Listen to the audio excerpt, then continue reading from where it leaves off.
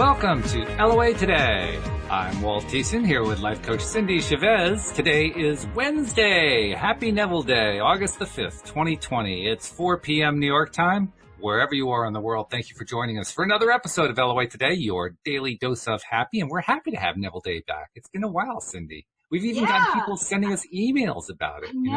I know. And also we came back, not last week, but the week before with a new Neville book. And we've already gotten emails from people thanking us and saying they were enjoying it. And we had one lady, I believe she said it was her 82nd birthday that she celebrated by listening to us talk about Neville. And that's awesome. I'm excited. It's fun. It's fun to have the enthusiasm. It's fun to revisit something that you and I spent quite a bit of time on. Yeah. And kind of revisit those old concepts again. Yeah. Today is also, for me, it's like we talked about before the show, it's a day of gratitude for me because listeners will know, anyone who listened to yesterday's show, and by the way, I've gotten some good feedback, people saying they love the show, which is, I'm glad that they did, especially given, how much I had to go through in order to stay connected for it. Right. It was quite the ordeal. It was quite the event, but maintained a good sense of humor throughout. But today, I reached a new level of gratitude about it because at the time I thought something like 250,000 people I'd heard were without power. I now understand that my power company is called Eversource, and Eversource now has 650,000, not people, customers without power. So it's probably 1.5 million, 2 million people without power right now. Right. That's about half the state. And wow. I'm thinking, wow. I mean, first of all, I'm glad that I understand how to apply the law of attraction and the laws of the universe to help keep the power on. I thought I was kind of failing. I was trying to show off for the audience, I think, yesterday. And I wasn't doing it as well as I normally have been able to do, but maybe I did better than I thought, It's that perspective, right? Yeah. But gratitude is definitely at the top of my list. And when I told Louise about it, yeah, she was doing like this kind of thing. Yes, feeling the gratitude because wow, I know of at least one person, and I heard this in the news reports, that they're saying that their power isn't going to be back until Sunday. So they're going to have like the next 4 days without power in heat that isn't quite as bad as Louisiana, but it's bad enough. Yeah, I've been through one where I lost power for 5 days, and we had another hurricane where we lost power for 25 days in the middle of August, right? When it's 105 degrees out. Yeah, no, that's not fun. And no. But I love the way your perspective can do that change when you realize, oh wait, wow, maybe I was more effective than I thought. Exactly. Like I was telling you before the show last week, I woke up on Monday with a sore throat. I had a splitting headache. My ear hurt. And so I just decided to stay in bed and just take care of myself, drink a lot of water and tea and, all of that, do all of my magic that I could think of to do. Mm-hmm. And Tuesday I sent you a message saying, I feel like, I'm doing my best, but I can't. I don't know the future, so just wanted to give you a heads up. Right. Wednesday, I actually woke up feeling better. Which is good. Which was kind of shocking for how bad I felt. But I was still, my energy level was really low. And so that's when I sent you a message and said, I think I want to take a pass and stay in bed again today. Just because I didn't want to say, let's do the show and then show up and be like low energy and my head start hurting again because the headache was tremendous. And it worked out well because I got to talk to Joel Elson back there. Right. That was and people were excited to hear Joel. So it worked out perfect. And then I woke up the next morning and I felt completely better. Not like, oh, good, I'm getting better. I feel much better. But I felt normal, like 100%. Wow. Yeah. And my son had sent me a message, concerned about me. Because he Googled, whether those symptoms were part of COVID-19. Of course, I was saying to you earlier, COVID-19 has 75 symptoms or something. Right. So pretty much any symptom anybody gets, it's like, oh no, is this COVID-19?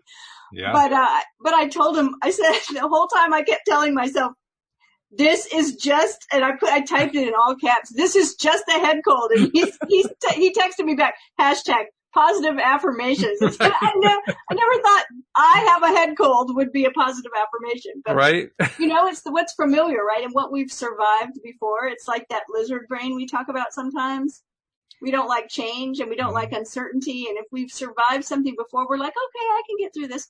I don't know what it was. I did all kinds of things. I did the normal Neville stuff of just imagining waking up and feeling great, imagining feeling perfect. And, I'm not going to say that works for me 100% of the time, but it worked this time. Something worked this time. It definitely worked this time. There's no doubt. So, which is great. But it's the perspective, right? It's like, did I like being sick for 2 days? No, I hated it. But 2 days is a lot better than 10 days.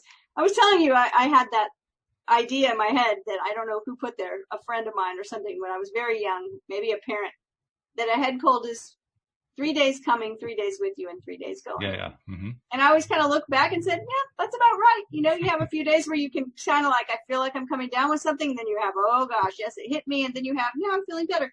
This was just 2 days, 2.5 days, and then done. So I don't know. That's improvement. That's definitely improvement. That's my gratitude for today. I'm thankful to be here and sure. Really great. Yeah. Well, I would even add that what you were doing was not only were you applying what you knew from the tool set about how to heal yourself and healing yourself successfully, but your perspective really was different. I mean, yes, and we're kind of making fun of the fact that it wasn't COVID and that it was just a head cold and so forth. But that is a different perspective from what we normally have about a head cold. And that perspective is a difference. It's an important difference. I mean, you were actually feeling good about that fact, which sounds strange to say, but it felt good. And it doesn't really matter why something feels good. If it feels good, it feels good. Well, and the thought that I have a head cold is a thought that feels a whole lot better than having something that could be fatal, right? And it's so true. I hadn't really thought about that, but it's just that perspective shift is a higher level of energy. Well, I think you were reinforcing your Neville type, assuming the feeling of the wish fulfilled activities. I think they were kind of working together because they were both higher vibration, and that's going to work. That's what we're talking about today. We're talking about it was at your command. It was at my command, right? Oh gosh, if we could just, I think about Florence Scovel, another one of my favorite New Thought teachers, kind of old timey, language, but one of the things that she always said was that if we knew how powerful our words were, we'd be very careful about what we said. Right? And yes, I'm chuckling not at what you're saying. I'm chuckling because yesterday with the stream, one of the first questions, I think it was the first question from one of our listeners that I read on the air before I got knocked off was from somebody asking, had the stream read Florence Scovel book from 1925? And the stream chuckled saying, we love the fact that you asked if we read it. I wanted to say read it. We wrote it.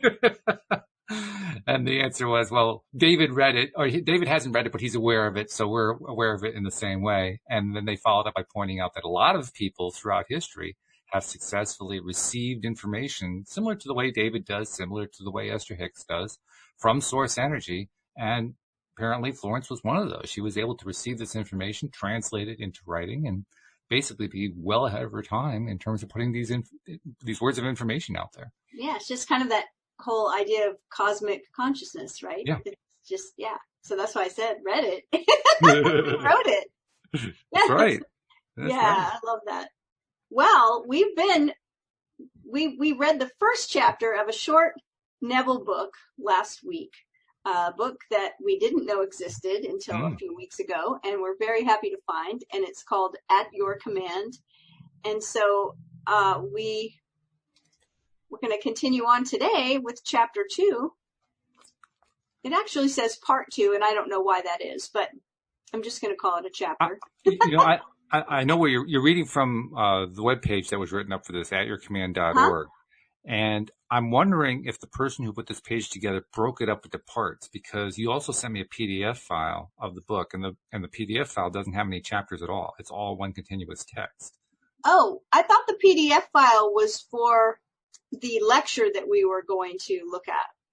Oh, maybe I'm confusing. I thought they were part and parcel, but let me see. Now you got me wondering, did I confuse the issue? The law of identical harvest. I know I sent you that. No. You also sent me a PDF on At Your Command. Really? Okay. Yeah, you sent me a separate one. Awesome. Right. Because I don't recall having You one. didn't recall doing it. Yeah. Okay. Well, I'm pretty sure it is the same text. It looks like it Okay. is, but it's Okay. not broken up into chapters. So that must be it. And Yeah.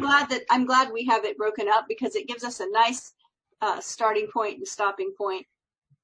Plus, So I think he realized, whoever did this, that we do hour-long shows, and it was perfect for an hour-long show. So, it's kind of like somebody that time travels, obviously. that's it. That's got to be it. All right. Well, you That's ready to funny. dive in, or do we have Yeah, let's do announcements it. you want to make? Oh, well, we should probably just remind people to, if they haven't downloaded the LOA Today app, to do so, because that's where everything is going. By the way, I meant to tell you before the show, but I can tell you now. I am very close to putting out an update that includes the book that you've donated to the Yay! app, which is The Lovely Magician's Guide to Soulmate Success. And I don't remember what the subtitle is. It's too long to remember it all, but Right. but Yes, it's using the law of attraction to prepare yourself for a soulmate relationship. that's what it was. Yes. Okay. Yeah. Awesome. The only thing I have to do I'm at this happy. point is, I know you had some links in there and so forth, and so I have to go test all the links and make sure that they're all correct Got before I it. launch it. But that's going to come up in a few days now, so everyone can look for that on their phones and other devices. Excellent. Thank you for Yeah. the donation. That was a great Oh, donation. of course. I mean, I'm very excited about the app. The app is great. It's genius, brilliant, wonderful. Very happy about it. And I'm getting some great response from listeners too. People are writing in saying they love it. They think it's fabulous. That they love how easy it is to use. And I'm feeling like, yes. Check. Yeah, because it was like a long time dream and a lot of work to get it done, right? It was. So, yeah, it's paying off now. That's fantastic. And it's a work in progress. I mean, it's not like it's done forever. There's going to be stuff added continuously, which is Sure. the main reason why I want to keep urging people to download and install the app. And a number of people have. I don't know the exact count. I think it's somewhere around 90 to 100 people have installed it on iPhones and Androids that I can count directly, that I can have the evidence of. And that's great. I love the fact that you've done that, but I want to encourage everybody to do it. And I want to encourage people to tell a friend as well, because it now is easier than ever before to subscribe. We used to talk about subscribe, right? And all the different things you had to do to subscribe depending on your device. Now it's just you install the app. That's it. You're done. So much better. Really. So it's so easy to tell everybody. All you have to do is just install the LOA Today app. And they got all this great stuff. They got Dan Mangana's Money Game. They've got his book, his audio book, Beyond Intention. Now they're going to have Cindy's book, The Lovely Magician's Guide to Soulmate Success. And there's more stuff coming. I'm even very, very close to adding the book that you helped to contribute to, Your awesome. Daily Dose of Happy, Real Success Stories. I'm thinking about adding that one as well. It's just going to keep piling on and piling on. This is going to be the go-to place for a law of attraction online. So got to get the app. Excellent. And tell a friend to tell a friend. Tell a friend to tell a friend. All right. You ready? Yeah, let's do it. Ready for this? All right. So this is where we start today, at your command. In the awareness of being, all things are possible. He said, you shall decree a thing and it shall come to pass. This is his decreeing, rising in consciousness to the naturalness of being the thing desired, as he expressed it. And I'm going to cut in here for a second and remember that he is talking, Neville is talking about, when he says he's talking about Jesus, I believe. Mm-hmm. So we're back with Neville going through a lot of Christian scripture. And we will break away on occasion to use our Neville decoder ring and explain what Neville's talking about. Exactly. Right? I'm so glad we have that decoder ring. So he says, this is his decreeing, rising in consciousness to the naturalness of being the thing desired, as he expressed it, quote, and I, if I be lifted up, shall draw all men unto me.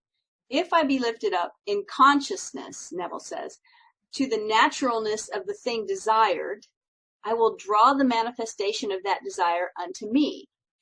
For he states, quote, no man comes unto me, save the Father within me draws him, and I and my Father are one.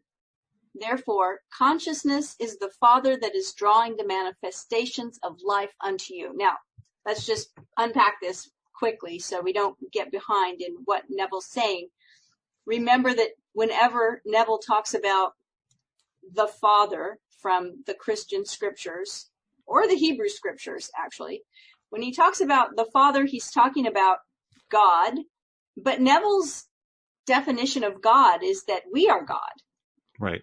And that Jesus is our imagination or our consciousness. And so that's what he's saying here, is that when we can rise in consciousness to the place of the thing we are wanting to create, feeling naturalness, it will just manifest itself.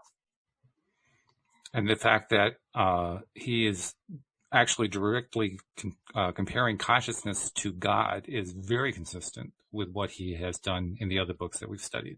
Yes, correct. So he goes on to say, you are, speaking to the reader, speaking to us, you are at this very moment drawing into your world that which you are now conscious of being. Now you can see what is meant by, quote, you must be born again. If you are dissatisfied with your present expression in life, the only way to change it is to take your attention away from that which seems so real to you and rise in consciousness to that which you desire to be. You cannot serve two masters. Therefore, to take your attention from one state of consciousness and place it upon another is to die to one and live to the other. Interesting phrasing there. That's I an love interesting this. way to say it. I love this idea that he says at the very beginning, where he says, you know, you are at this very moment drawing into your world that which you are now conscious of being. Yeah. I think that the idea of who we are being or what we are being is the key idea here. Is what are we conscious, or who are we conscious of being? Because that is the thing that draws everything into our world, because everything we experience is directly connected to our identity, or our consciousness of identity, right? The story that we tell about ourselves.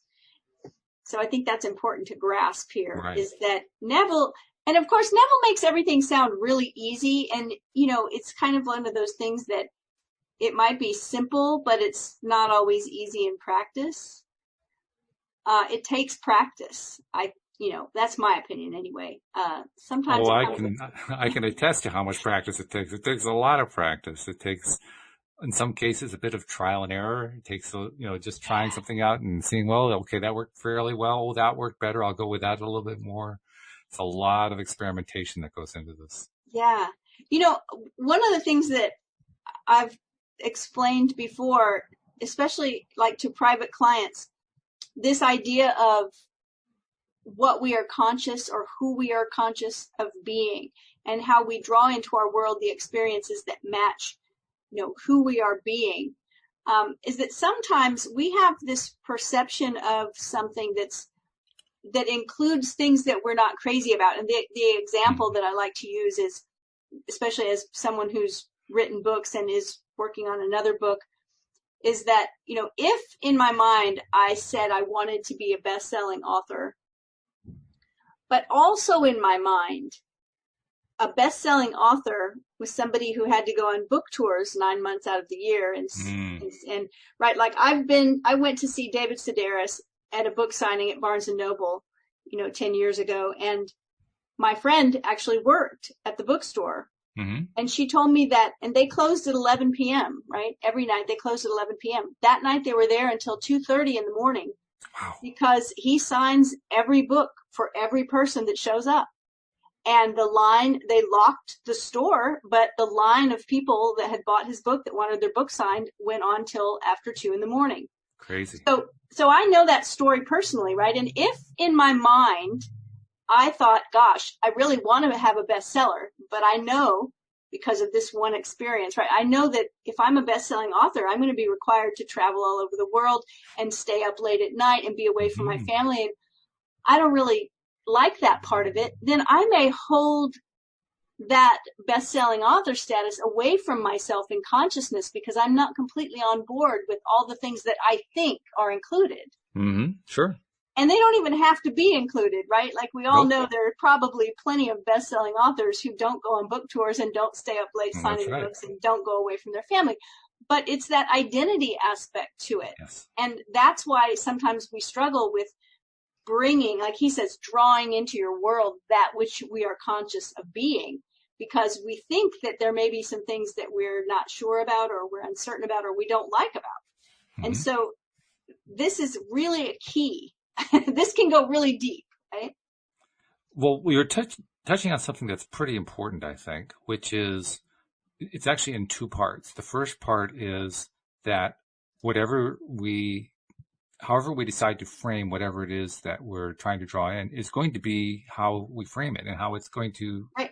try to come in. I mean, there may be variations to it, but like so many of Neville's stories have shown, it comes in almost exactly the way you had in mind in the first place. So if you frame it that it's going to be challenging to be on tour all the time and having to stay up till 2:30 in the morning signing books, that's part of the frame. That's Right. part of it. And the Yeah. second point that's really equally important is it doesn't have to be that way if you don't want it to be. It's all how you frame it. So I guess it's two ways of saying the same point, but they really are important. I mean, we can frame this stuff any way we choose to. And to use Neville's metaphors, use his decoder ring, in doing so, we are playing the roles of God in Jesus. We are playing the role of God in us. We are creating. We are creating. creator, right? Well, and that's, it's interesting that you said it's two different ways of saying the same thing, but what I also see there is two different things that have a potential of happening, right? Either one, sure. You hold it away from yourself because there's part of it you don't want, so it doesn't come. Mm-hmm. Number two, it does arrive, but it arrives, like you said, in the way you expected it, and then you are like, oh, this is the part about. How many people say, well, I love my career, but there's these parts of it that I'm not crazy about. And I think that's the human experience. We're all going to have that, It was the show experience yesterday. That's exactly what was happening every time the power came on and came out here. And it only went out for like a split second, but it was enough to knock me off the show. It's like, oh, I did it again. Right. Oh my goodness. All right. So funny. Let's see. So Neville says that, and I like this part too.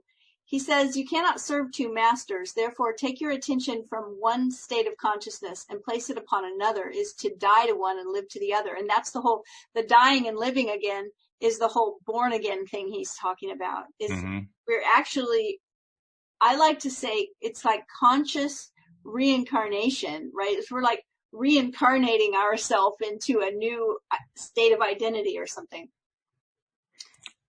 It reminds me very much of Sunday school back when I was involved in Christianity. And obviously because he's drawing a lot of this from scripture and from the way particularly that Christians talked during the 1930s when he wrote this book, and to a large degree still talk today. He's writing in very much the same vein.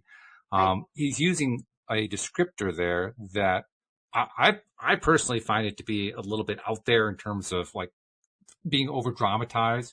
You die to one in order to live to the other. It's like, oh, okay, great. What you're really saying is one stops, the other one starts. I get it. Ease up on all the over drama queen stuff. But nevertheless, that is the way so much of this stuff is taught through the traditional church. So it makes sense he would teach it that way. I think if I just translate it in my own mind to, well, one stops and the other starts, it works just fine.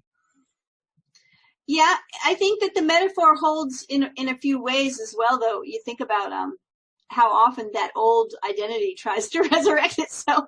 Well, there is that, right? Yes.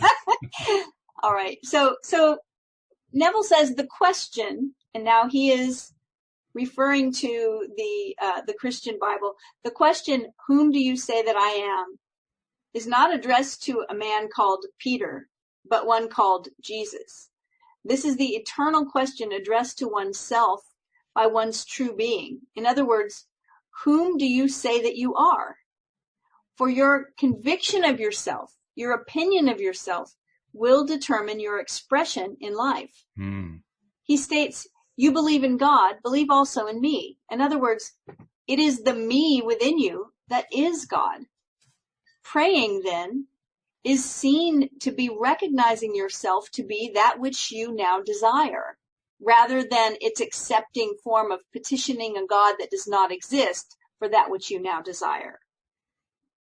And what I see here clearly, because this languaging is sometimes confusing, but this is the difference between petitioning a God that you perceive as exterior to you and apart from you and outside of you.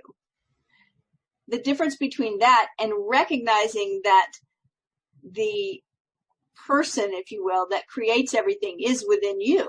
The power of creating is within you and accessing that. So it's an internal thing or an external God. So he There's a big says, difference there. And just to yeah, touch on that for a moment, I was experimenting with that concept, not phrased this way, but the concept for sure over the weekend, because the last few weekends, Louise and I have been going to the beach. We go to Rhode Island each weekend, and at least one of the days, often both days of the weekend, we just spend the day at the beach. And what I spend a lot of my time doing there, first of all, I'm not a sun worshiper, so we have this big canopy that I send her. She does all the sun. yes, I awesome. sit under the canopy. My skin can't handle much more than that. But I just sit there, and there's like crowds everywhere. There's all the people in their swimsuits, and they're doing all their beach things.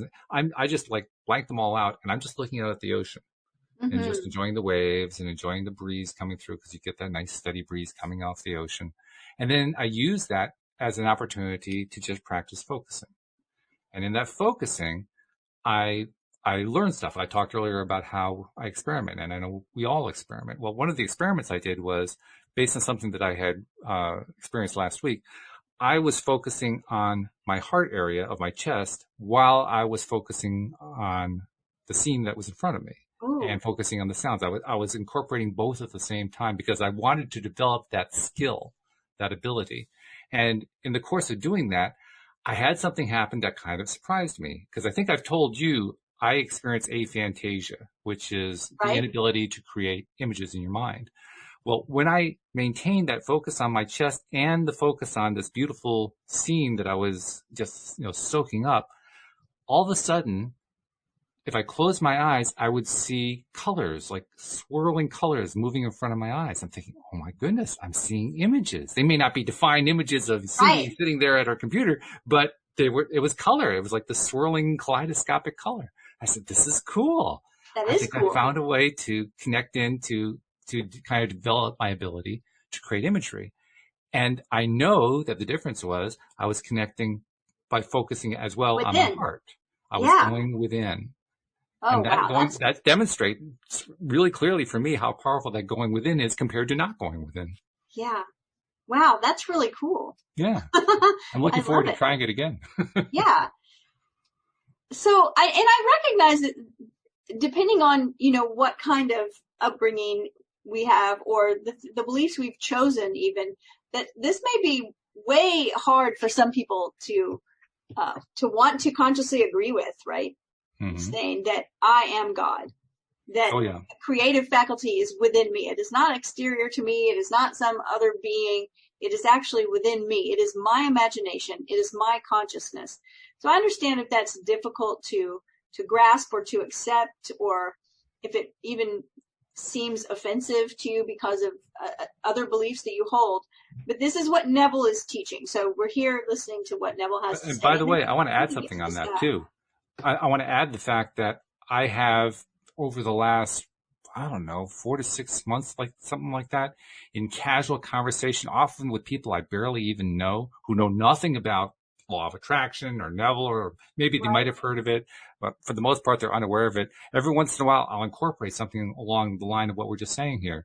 I'll just include it. I believe that I am God. I believe that I have that power, and I don't get pushback.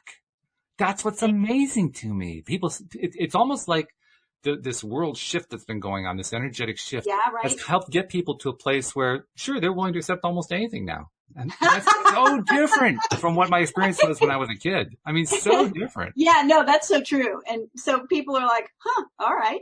Yeah, sure. Yeah, okay. Okay, tell me something else. Okay, whatever.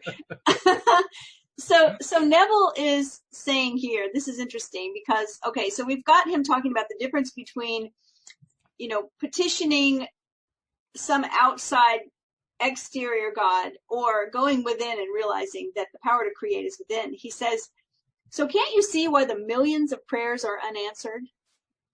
Men pray to a God that does not exist. For instance, to be conscious of being poor and to pray to a God for riches is to be rewarded with that which you are conscious of being, which is poverty.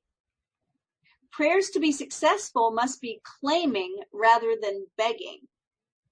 So if you would pray for riches, turn from your picture of poverty by denying the very evidence of your senses and assume the nature of being wealthy.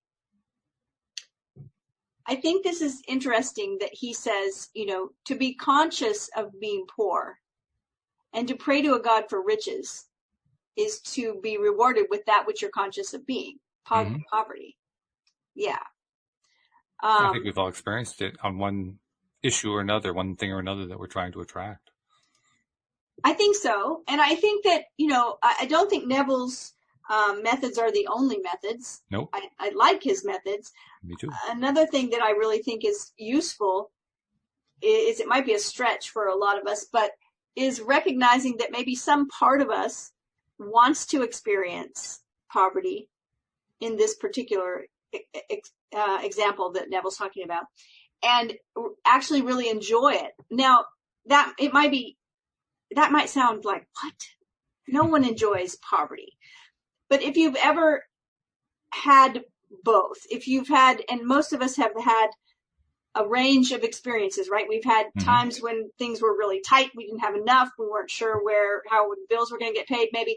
And then times when we felt like, wow, it's just rolling in and we have extra and we can be more generous and we can buy some frivolous things or whatever, just somewhere on that spectrum. And when we recognize, what if, it's a great question to just say, what if, to yourself. It's like, what if part of me really wants this situation where I'm not sure where the money's coming in? I actually made a list one time when I was going through a really tight financial time. I made a list of all the things I was secretly liking about it. And I was like, ooh, I kind of like the challenge of not knowing where it's going to come from. I kind of like the thrill when it all works out. I kind of like the opportunity to work some magic or use some of these tools. I had this long list. I realized, okay,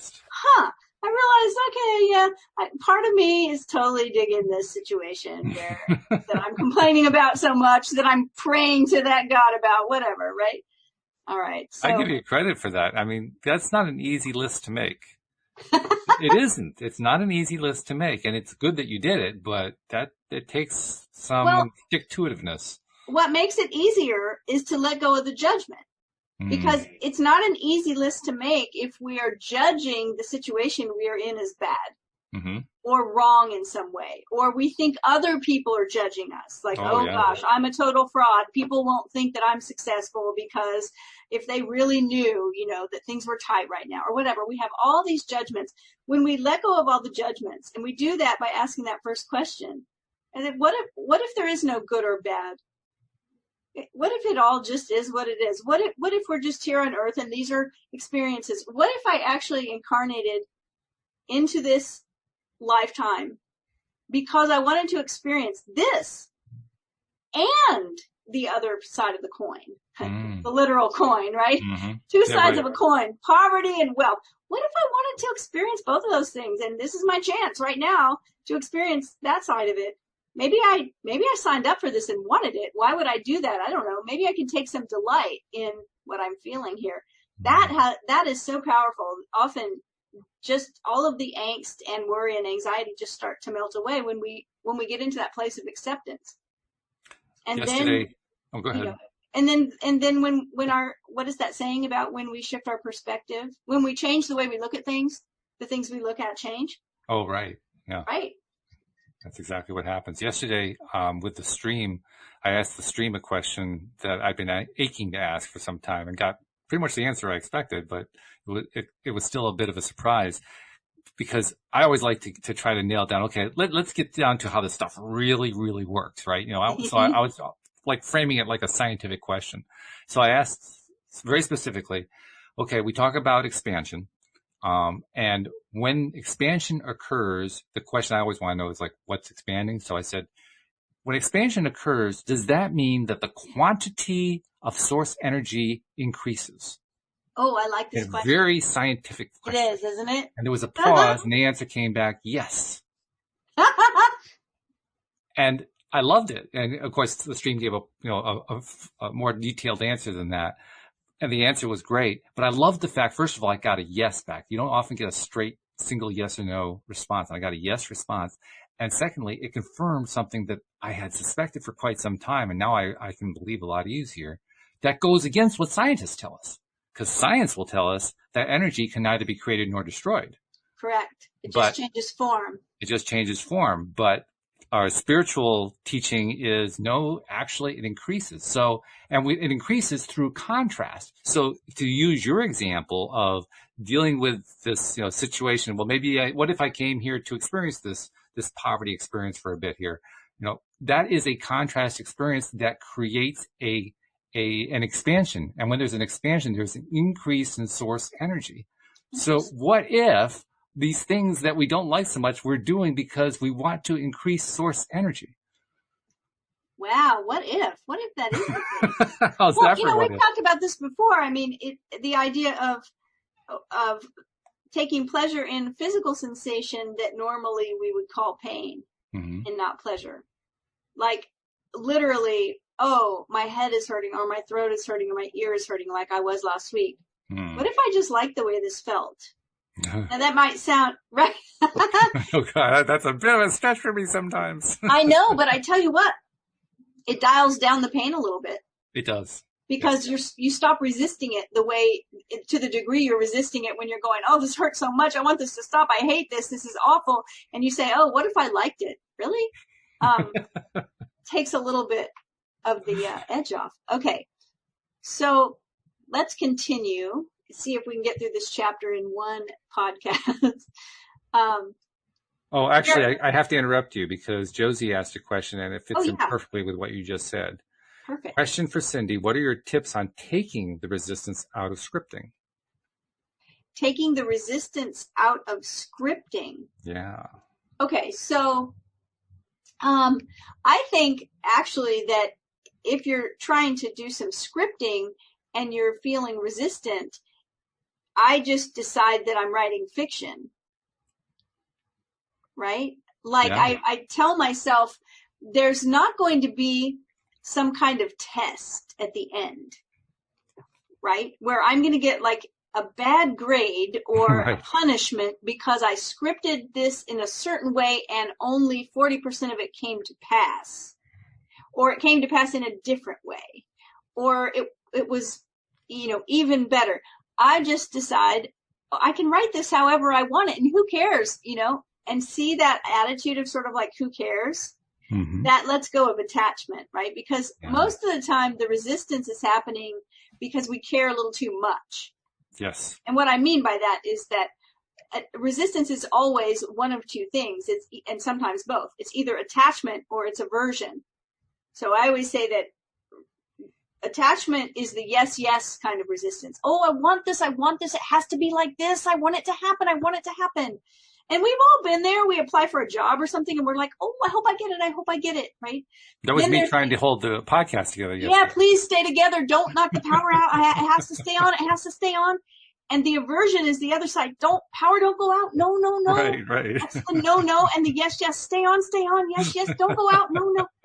So that's what were you doing in my head yesterday? That's what I want to know. So resistance always shows up as one of those two ways. So I don't know how the resistance is showing up with your scripting. It could be showing up as oh no, I'm going way over the top. This isn't going to happen. I can't believe for this. My face not big enough, blah, blah, blah. Or maybe the other way, right? It's like, I'm writing it down and it has to happen just like this. This is what I want. And it goes in a circular motion and what if it doesn't, right? It's like, yes, no. So to let go of it, I just say, who cares? Like, I'm just going to have fun.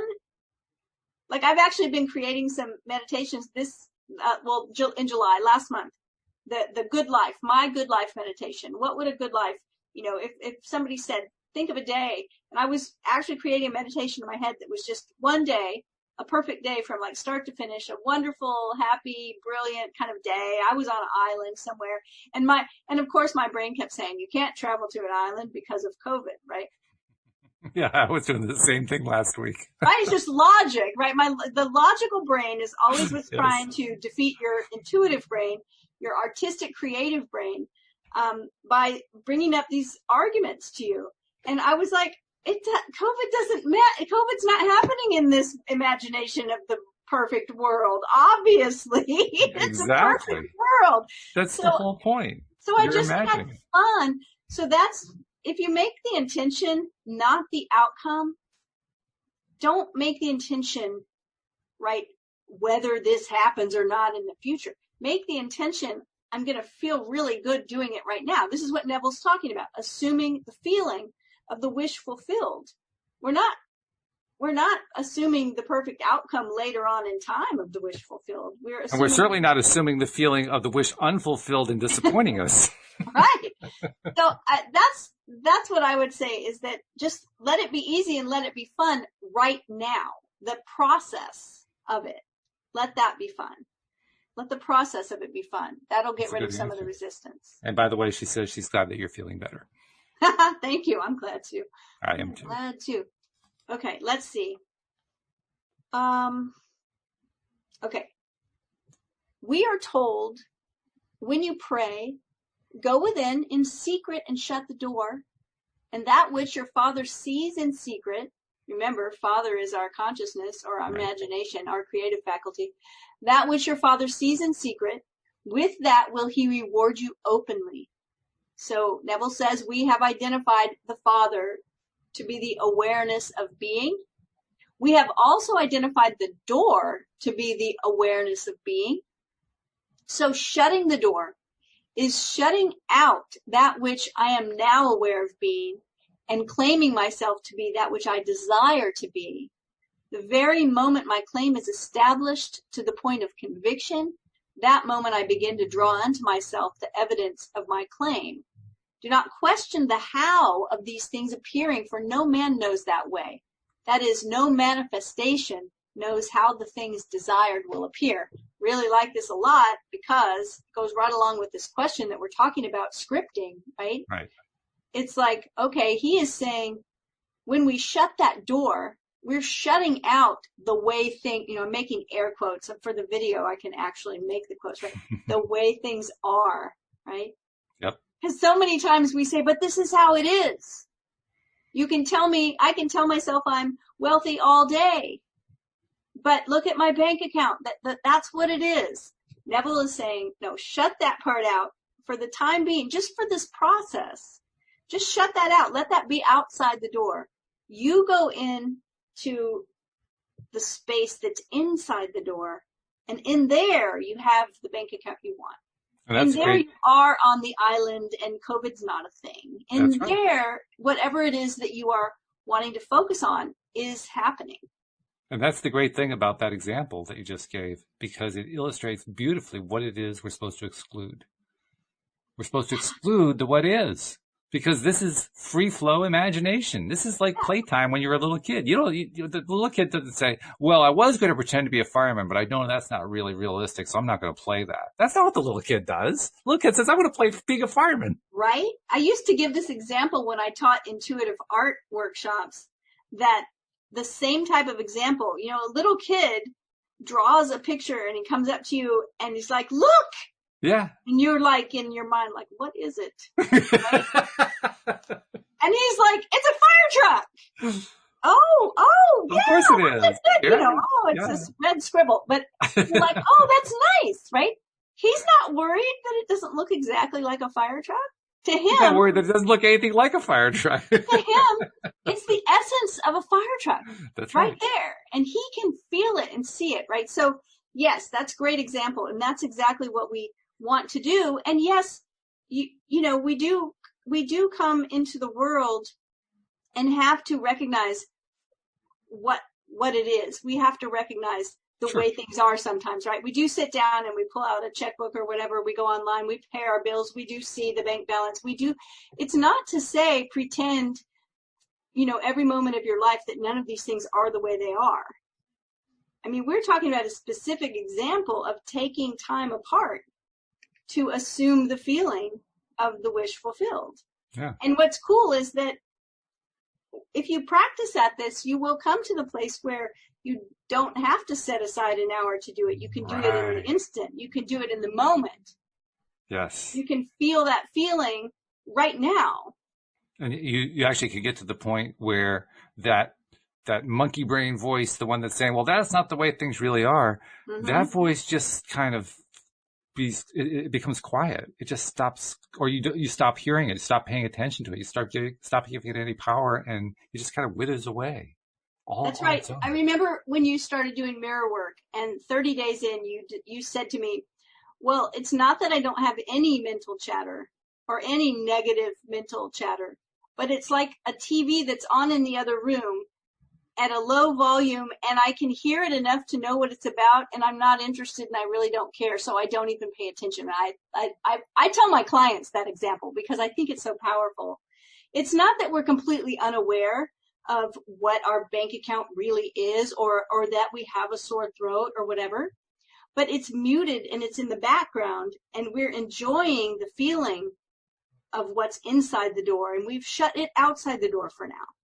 You know, it's kind of like when you actually do shut a door and there's something going on the other side.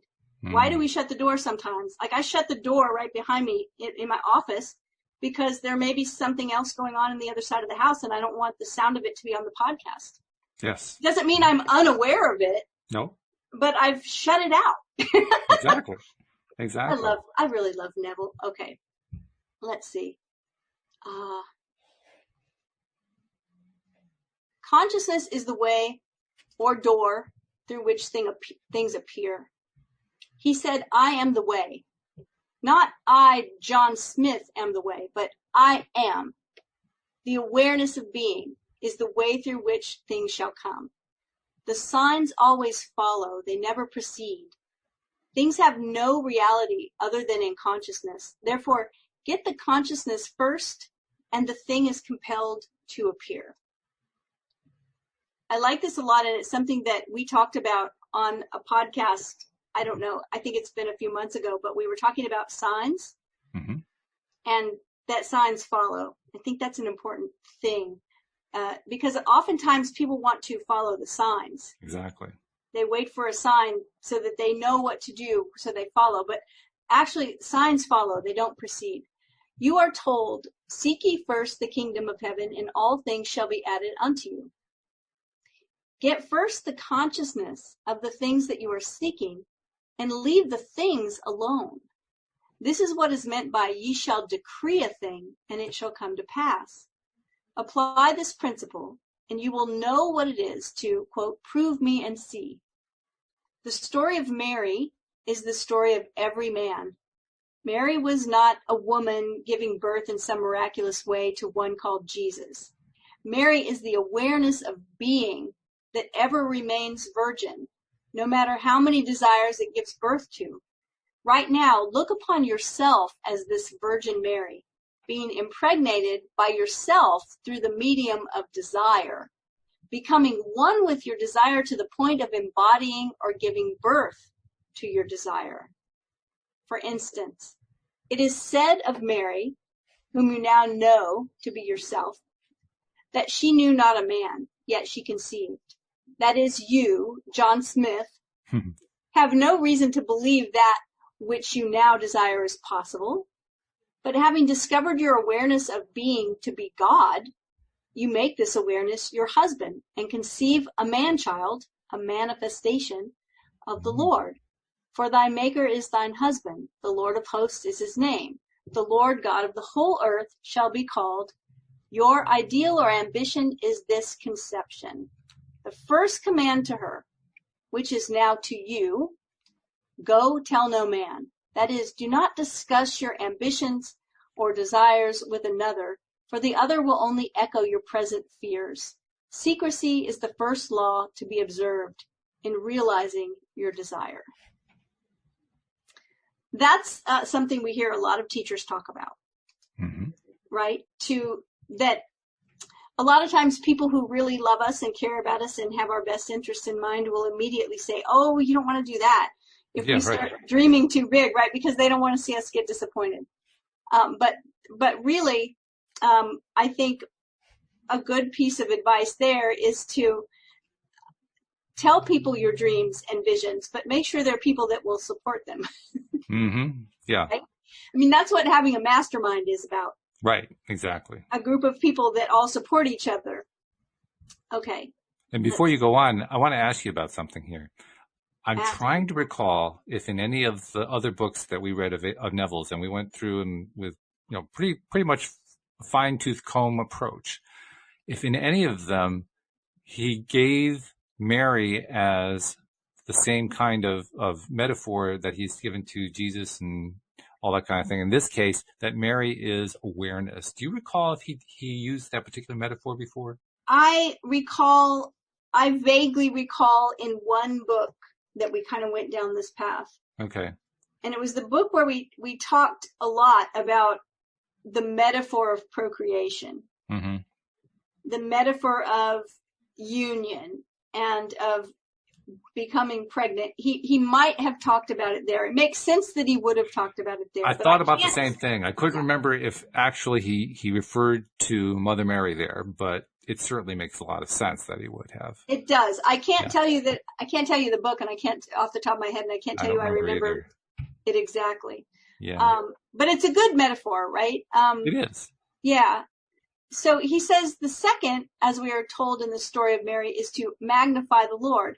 We have identified the Lord as your awareness of being. Therefore, to magnify the Lord is to revalue or expand one's present conception of oneself to the point where this revaluation becomes natural. When this naturalness is attained, you give birth by becoming that which you are one with in consciousness. So this is sort of where he started this particular section. Right. When it becomes natural, when we stop resisting, when we can see it clearly and we don't resist. Another interesting little Neville Dakota ring thing, he just described the Lord as being awareness of being. 2 paragraphs back, he describes Mary as being awareness of being. So I think we have to draw the conclusion that Mary is another example of God. Yeah. Well, it would make sense since Neville says that's who we are, all of us. We all have the power, right? Yep. So then she would have too. And it's kind of a very metaphor. There's one more thing I want to draw attention to. He says, this is previous paragraph. He says, where is it? You make this awareness your husband and conceive a man-child, in parentheses, manifestation of the Lord. Man-child is manifestation. Interesting right there. I like that a lot. I was like, manifestation. Yeah, right. Yeah. Okay. So he says the story of creation is given us in digest form in the first chapter of John. In the beginning was the Word. Now this very second is the beginning spoken of. It's the beginning of an urge, a desire. The Word is the desire swimming around in your consciousness, seeking embodiment. The urge of itself has no reality, for I am, or the awareness of being, is the only reality. Things live only as long as I am aware of being them. And if you're not reading along, all of the I ams are capitalized. Mm-hmm. So to realize one's desire, the second line of this first verse of John must be applied. That is, and the Word was with God. The word or desire must be fixed or united with consciousness to give it a reality. The awareness becomes aware of being the thing desired, thereby nailing itself upon the form or conception and giving life unto its conception, or resurrecting that which was heretofore a dead or unfulfilled desire. And he has in quotes, 2 shall agree as touching anything, and it shall be established on earth. I see this as him talking about our awareness of being is actually the energy that gives life to our desire. Yes, I agree. It brings it into form. So he goes on to say here, and we'll wind up with this last bit, this agreement is never made between 2 persons. Oh, this is powerful. Mm-hmm. It is between the awareness and the thing desired. You are now conscious of being, so you are actually saying to yourself, without using words, I am. Now, if it's a state of health that you are desiring of attaining, before you have any evidence of health in your world, that's important, right? Before you have any evidence. We were talking about that at the top of the show. Yep. you begin to feel yourself to be healthy. And the very second the feeling I am healthy is attained, the two have agreed. That is, I am and health have agreed to be one. And this agreement ever results in the birth of a child, which is the thing agreed upon, in this case, health. And because I made the agreement, I expressed the thing agreed. So you can see why Moses stated, I am hath sent me. For what being other than I am could send you into expression? None. For I am the way. Besides me there is no other. If you take the wings of the morning and fly into the uttermost parts of the world, or if you make your bed in hell, you will still be aware of being. You are ever sent into expression by your awareness, and your expression is ever that which you are aware of being.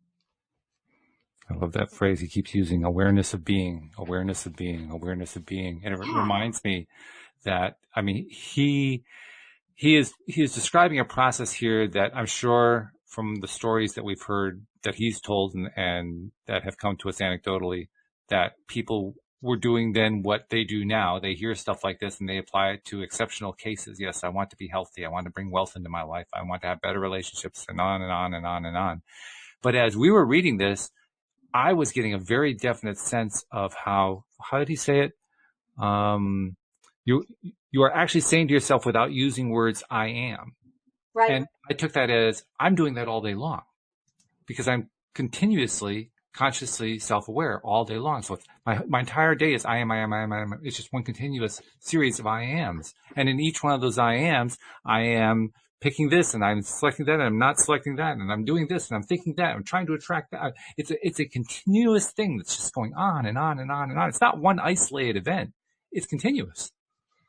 You know, something interesting here, I've been teaching this in the last couple of weeks and I didn't relate it until right now, but we've talked before about expressing emotions in a certain way. I have a very specific, particular way that I like to express an emotion, and that is to say, I feel right. The emotion, right? So I feel well, I feel happy, I feel sad, whatever, instead of I am, right? And I feel like my throat hurts, my head hurts is a different expression than I am sick, right?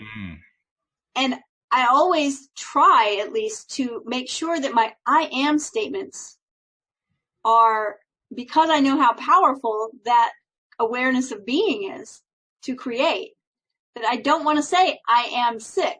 I'm not saying I never say that, or I never, because it's a practice. Sure. But the practice is, I feel unwell today. I am in the process of healing, because every symptom is a healing gesture. Right? It's true. So the power of words. I think Neville would agree how important the power of words are, because they are born out of awareness of being.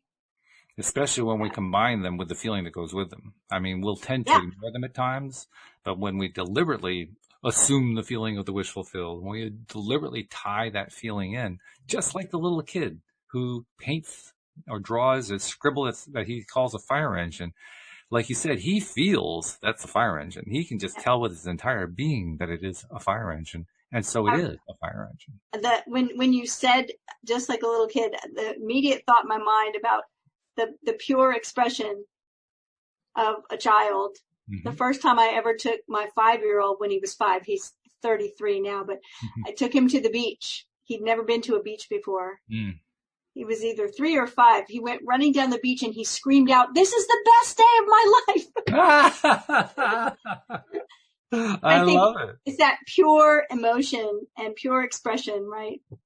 That's what we're going for. I think that's what I aspire to, is that purity of expression, that just pure celebratory emotion. And the more that I focus on wanting to feel stuff like that, the more I increase my ability to feel stuff like that, which is cool. But that's the ultimate, because when you see it, we'll talk about being at the beach. I mean, I see that every single weekend that we go to the beach, because of course there are lots of families there.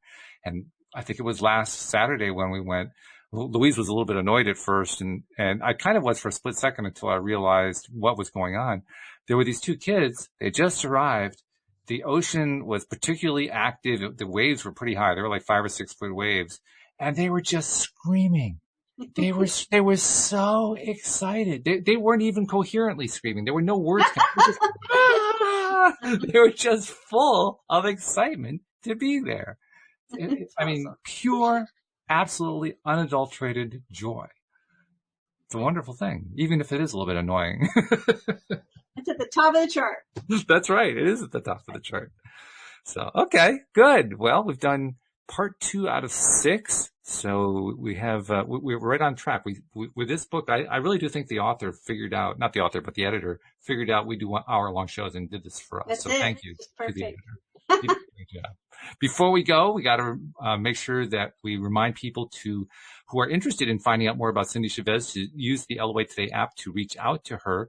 Yes. For those who have not, for some unknown reason, have not decided to download the LOA Today app, why don't you give them a little clue on how to reach out to you until they do?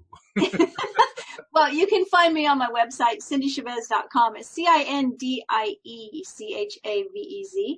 And I have a contact form there. I'd love to hear from you. Just even if you just want to say hello, if you're looking for coaching support, or you just want to say hi, either one.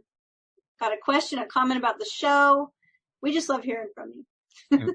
By the way, I'll give you one more hint about the LOA Today app. If you do download the LOA Today app and go to the host page and go to the link under Cindie's name and click the link, guess where it takes you? It takes you to the contact page on the website. You don't even have to remember what the website was. Right. So I have to go get the app, LOA Today. So simple. So simple. Excellent. All right. Good stuff. Well, thank you very much once again for being our Neville interpreter and getting out your Neville ring again. You've taken up the Neville Decoder Ring Challenge once again. Good stuff. Thank you very much also to live streamers. Great question from Josie that time. That was excellent. And thank you especially to our podcast listeners as well. We'll see you all next time here on LOA Today. Goodbye, everybody. Bye, everyone.